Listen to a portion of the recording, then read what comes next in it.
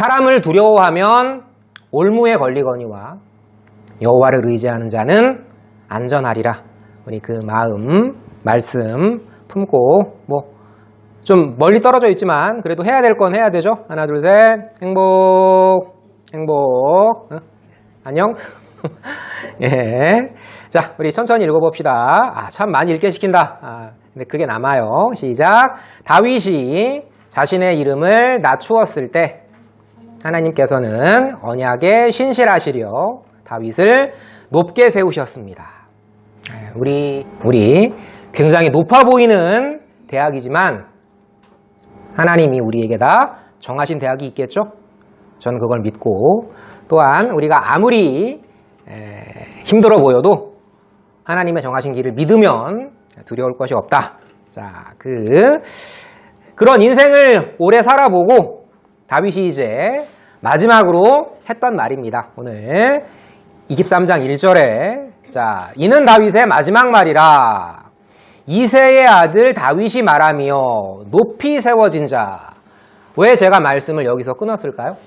여러분, 만약에 현직 대통령이 자기를 소개할 때 저는 대한민국의 대통령 누구누구입니다 하지 않고 저는 누구누구의 아들 무슨 대통령입니다 하면 어떨까요? 딱 볼 때 느낌이 왜 저렇게 비굴할 정도로 겸손하지? 여러분, 그 말입니다. 이새의 아들 다윗이 말하며 라고 이 왕이 스스로를 소개할 때 썼던 이 표현은 이 이새의 아들이라는 표현은 다윗이 스스로를 낮출 때 여기 보이시죠? 또 사울이 여러분 잘 쓰는 말로 디스할 때 혹독히 다윗을 좀 이런 표현이 좀 거칠긴 하지만 칠 때 썼던 말입니다. 또 반란자였죠. 기억하십니까? 좀 몇 주 지난 말씀이지만 반란자 세바가 야, 저 이새의 아들 따비랑 우리 함께 하지 말자. 그 따위에 해당하는 말이 이새의 아들이었어요. 근데 다윗은 왜 이 말을 쓸까요? 왜 이 말로 영광스러운 기도를 시작할까요?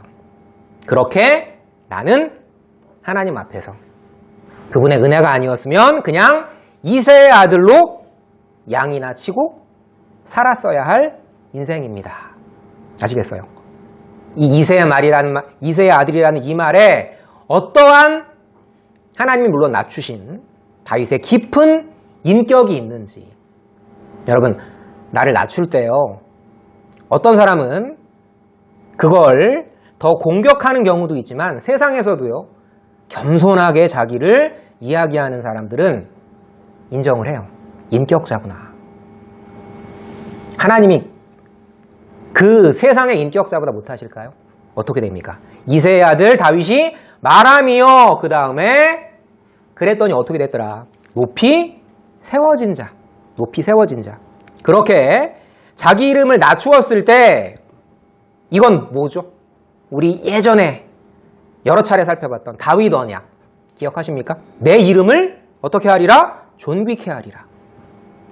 내 나라를 평안케 하리라. 내 왕위를 영원히 견고케 하리라.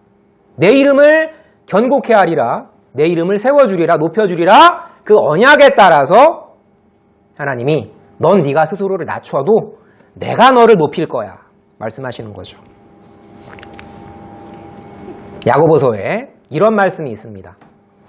우리 은혜라는 말 참 좋아하죠. 큰 은혜를 받는 비결이 있대요. 어떤 겁니까? 하나님이 교만한 자를 물리치시고 겸손한 자에게 큰 은혜를 주시는데 뭐라고요? 주 앞에서 낮추라.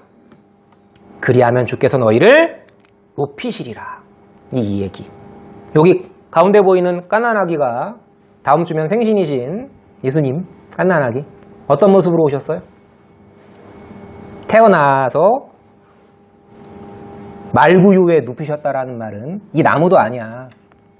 유대의 말구유는 돌이거든. 애기 잘못하면 입 돌아간다고. 그런 데서 태어나신 거예요. 왜요? 내가 낮아짐의 본을 보일 테니 너네도 나와 함께 낮아지자.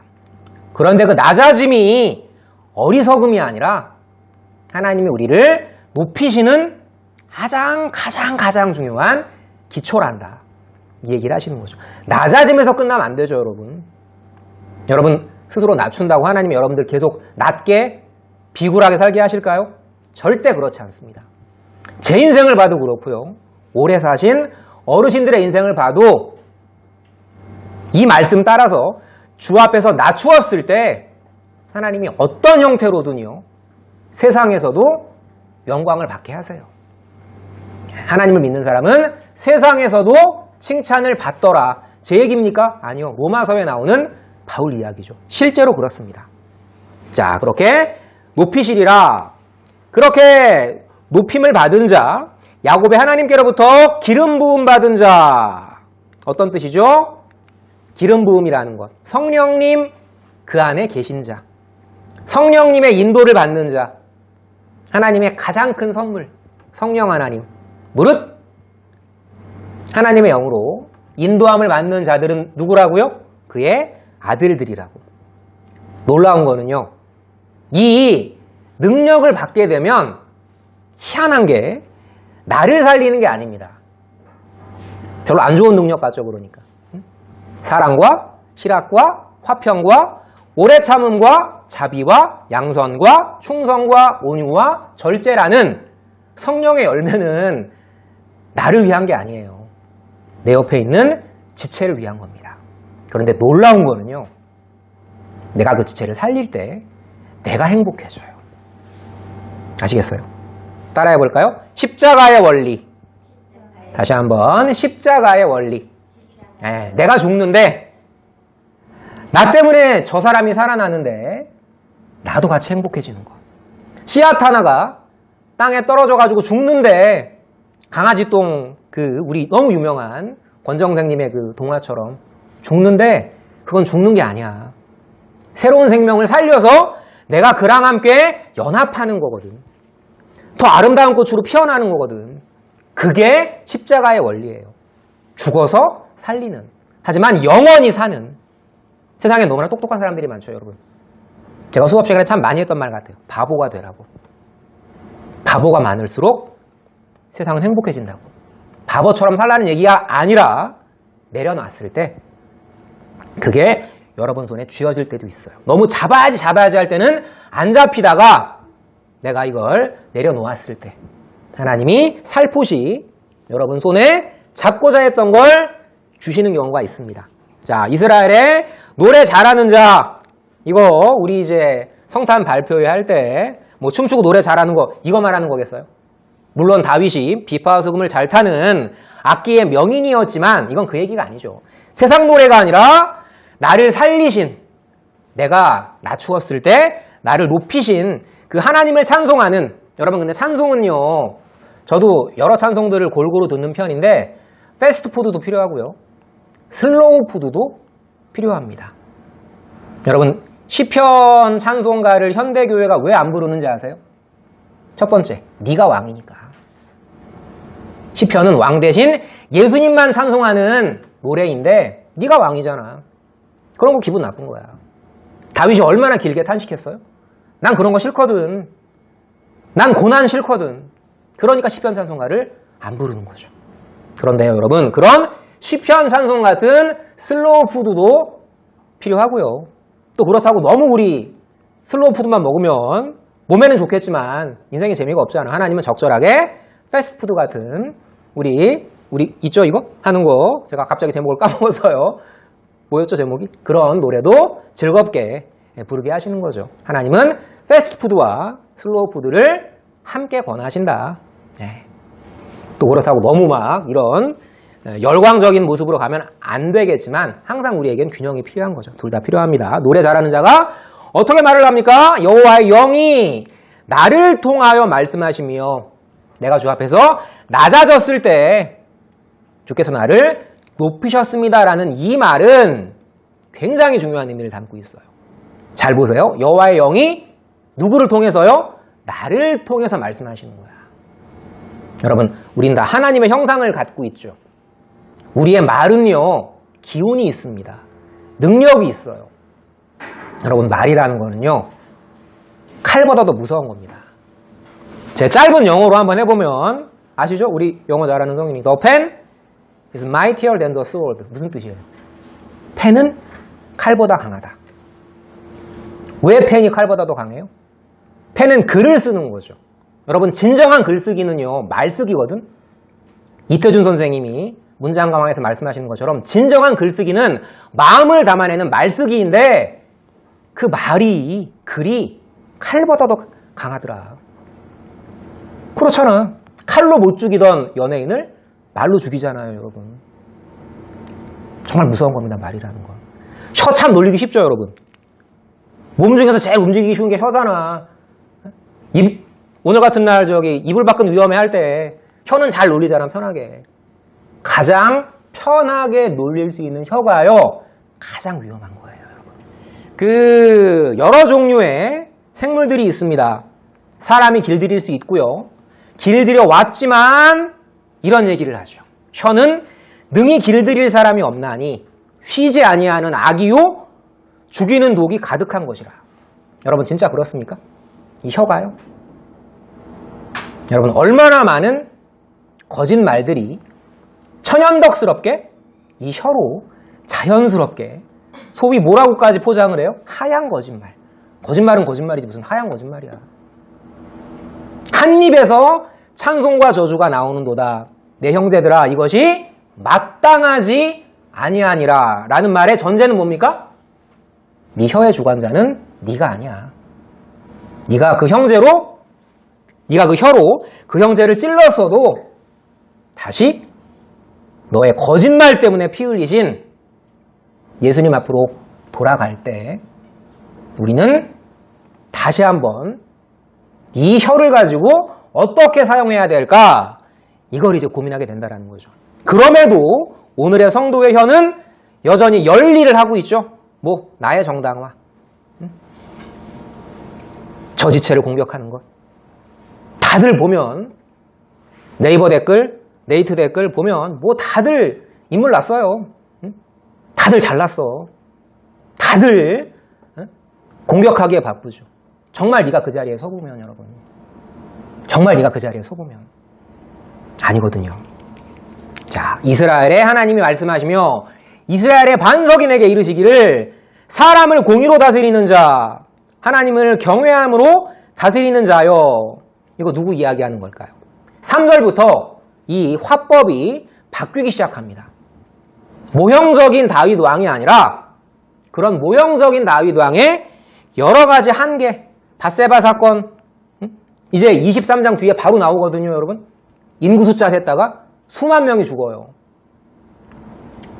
군사 숫자 셌다가 수만 명이 죽거든. 다윗의 그 판단 때문에. 그 많은 범죄들, 그 사람 인구 숫자, 하나님께서 정해주시는 군사 숫자가 아니라 내가 이 나라를 이루었어 라고 착각하면서 그 인구 숫자를 센 그 왕이 공의로 나라를 다스리는 자예요? 아니죠. 하나님을 경외함으로 다스리는 자입니까? 결코 아닙니다. 여러분, 우리 보통 훌륭한 대통령을 이야기할 때 링컨 이야기 많이 하죠. 아브라함 링컨. 그 흑인 노예를 위해서 헌신했던. 맞죠. 근데요, 모든 세상의 통치자들은 다 계산기를 두드리고 있어요. 링컨이 왜 노예를 해방했죠? 까놓고 말하면. 링컨의 지지자들은 북쪽에 많았어요.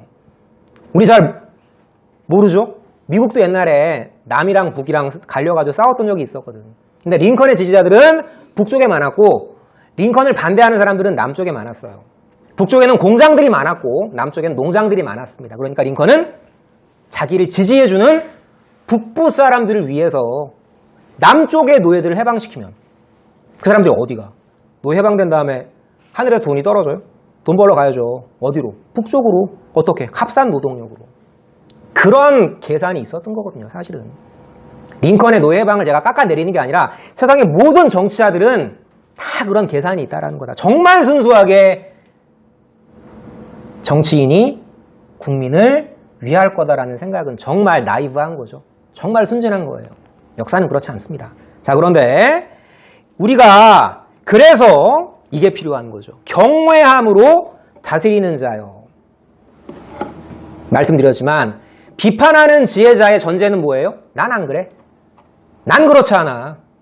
저 정치인은 지금 무슨 사건을 저질렀는데 난 그렇지 않아 라고 하던 사람들이, 우리 정치가 참 재밌죠.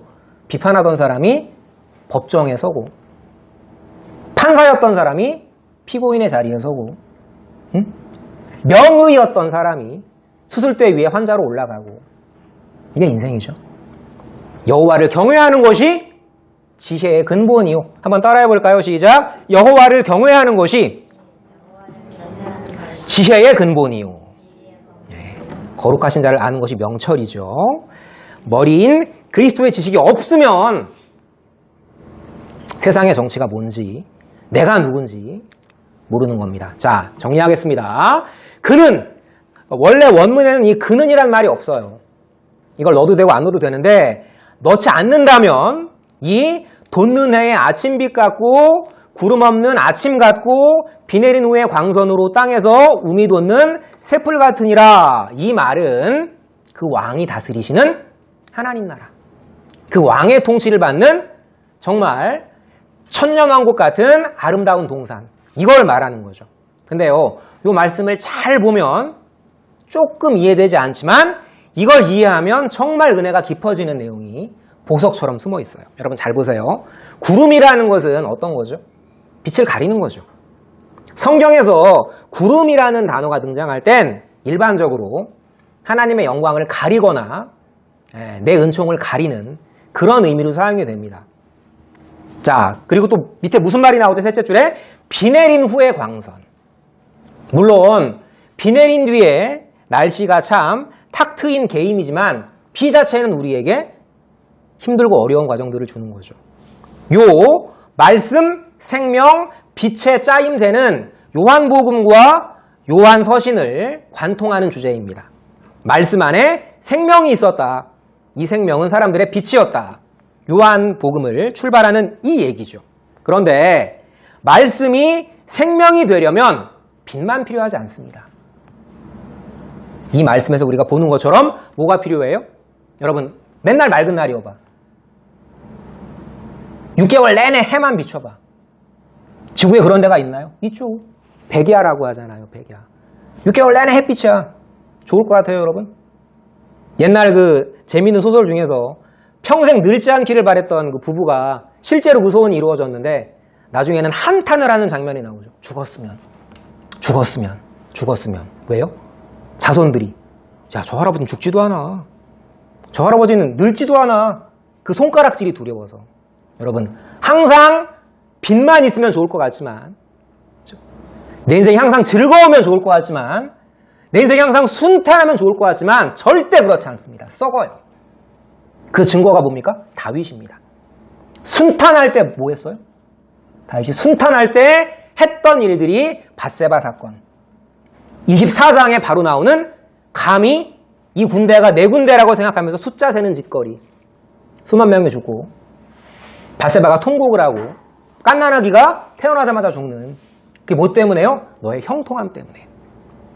성경은 뭐라고 이야기하는 거죠? 그래서 형통할 때 기뻐해야 되지만 생각하라는 거예요. 곤고할 때. 항상 이런 사이클이 있다.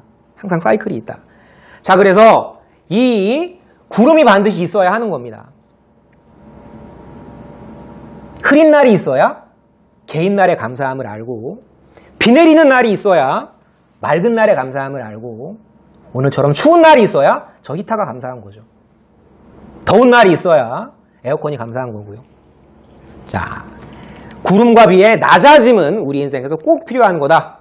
정리합시다. 내 집이 하나님 앞에서 이같지 아니하냐. 하나님이 나와 더불어 영원한 언약을 세우사 만사에 구비하고 견고하게 하셨으니 나의 모든 구원과 나의 모든 소원을 어찌 이루지 아니하시랴. 이 말씀, 여러분, 내 집이라는 이 표현은요, 우리 예전에 공부했던 사무엘하 7장 다윗 언약에는 아이할 때 내 집이 아니라 어이할 때 다윗 내 집, 이렇게 하나님이 말씀하세요. 그런데 이 다윗 내 집이 너 맘대로 세워지는 줄 알았지? 다윗, 눈 떠봐. 네 맘대로 네가 너의 집을 세울 줄 알았지? 그게 세워지든? 세워져? 너 독립하면 좋을 것 같았지? 그래 한번 네가 독립해가지고 네 나라 한번 차려봐. 되든 넌 나의 도움이 없으면 살 수 없어. 내 집으로 들어와. 그래서 하나님의 집이 내 집이 되는 거죠. 탕자가 자기 집 차리러 나간 거 아니야. 아버지 재산 갈라주세요. 무슨 얘기입니까? 아버지 빨리 돌아가세요. 빨리 그리고 나눠줄 거 저한테 나눠주고 빨리 하늘나라 가세요. 나눠주죠. 하나님 저 교회 안 나오겠습니다. 이번 주 쉴래요. 하나님 들어주세요. 괜찮습니다. 기도 안 해도 괜찮습니다. 말씀 안 봐도 괜찮습니다. 안 버리세요. 그런데 뭐가 기다리는 거죠? 탕자의 괴로움이 기다리는 거죠. 내 집 차려보겠다고 나갔지만 결국은 아버지의 집으로 돌아왔기 때문에 다윗이 지금 내 집이 하나님 앞에라는 말은요 정확하게 함께예요. 원어상 그 임이라는 말은 with거든요. 하나님과 같이 내 집이 세워졌다라는 뜻입니다. 해석이 달라지죠. 이건 오역이에요. 함께거든요. 그러니까 바로 뒤에 하나님이 나와 더불어 나와 함께 영원한 언약을 세우사 만사에 구비하고 견고하게 하셨어요. 여러분 역사의 회고는요. 그래서 중요한 겁니다. 우리 앞서 살았던 우리 믿음의 선배들의 말씀에 귀 기울이는 건 그래가지고 중요한 거예요. 살아봤다니까요. 저도 진짜 살아봤어요. 이 말씀대로 하시더라고. 내가 나를 낮췄을 때 내가 바보 취급당한 경우도 있었지만 내 진정을 이해하고 저에게 감사했던 학생들도 많았었거든요. 여러분 항상 우리가 기억해야 될 것은 만사에 구비하고 견고하게 하셨기 때문에 미래에 대한 소원을 갖는 거예요. 나를 지키셨던 역사를 기억하고 앞으로도 지키실 것을 확신하는 것이 그게 믿음입니다. 내가 이렇게 하나님의 보호를 받았어. 그러니까 하나님이 너도 보호하실 거야. 이런 아름다운 공동체가 교회인 거죠. 나와 더불어 라는 이야기. 먼저 낮아짐을 보이신 예수님. 함께 나랑 함께 저 여호와의 시온산을 오르자고 말씀하시는 예수님. 이 말씀 읽고 마치도록 하겠습니다. 빌립보서 2장에 보면 이 말씀이 나오죠. 자기를 낮추시고 죽기까지 복종하신 우주에서 가장 바보스러운 존재. 제가 되게 불경한 말을 했어요. 불경한. 우주에서 가장 바보스러운 존재. 왜 내려와요? 말씀으로 세상을 창조하신 분이 말씀으로 제가 아버지의 저 자녀들을 용서하겠습니다. 왜 못하세요? 근데 아버지의 뜻은 뭐였죠?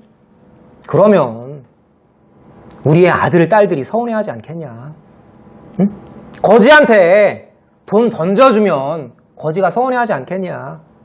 함께 옆에서 거지처럼 그의 마음으로 구걸해보는 것. 함께 수능시험장 들어갈 때 그 떨림으로 수험생이 되어주는 것. 함께 비 맞으면서 차 없을 때 교회까지 걸어가 보는 것.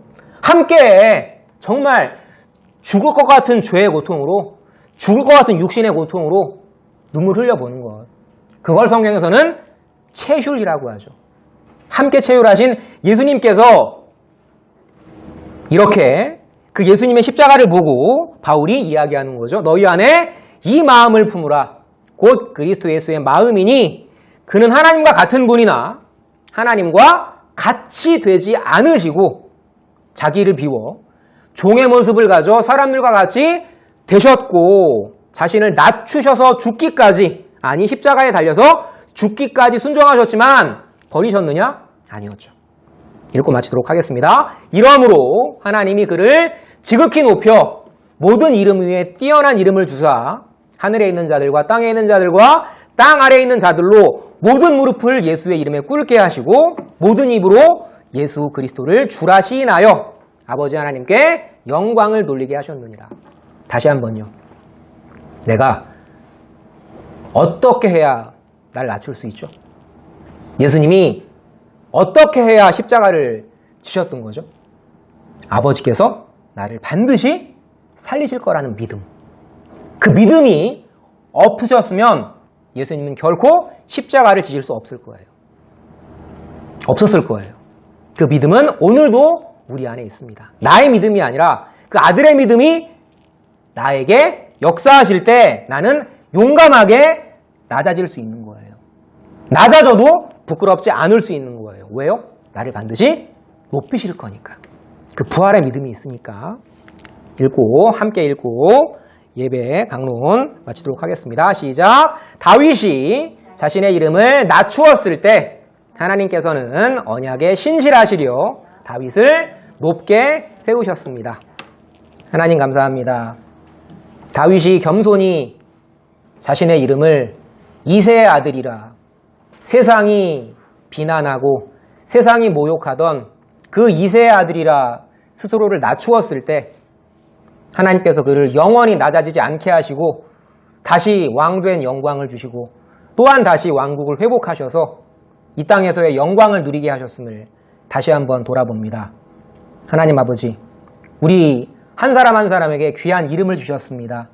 영원히 변치 않는 이름을 주셨습니다. 그 이름이 창세전에 아버지의 손바닥에 새겨져 있음을 저희 다시 한번 기억하게 하시옵소서. 아버지의 아들이라는 거룩한 자존감, 아버지의 아들이라는 거룩한 믿음으로 그 자녀된 확신으로 세상에 승리할 수 있는 우리 한 명 한 명 교회학교 지체들 될 수 있도록 주님 축복하여 주시옵소서. 우리의 모든 어려움 가운데 함께 체휼하시며 우리와 함께 눈물 흘리시며 우리와 함께 영원한 시온산에 오르게 하실 우리의 거룩한 주님 예수님의 이름으로 감사하며 기도드렸습니다. 아멘.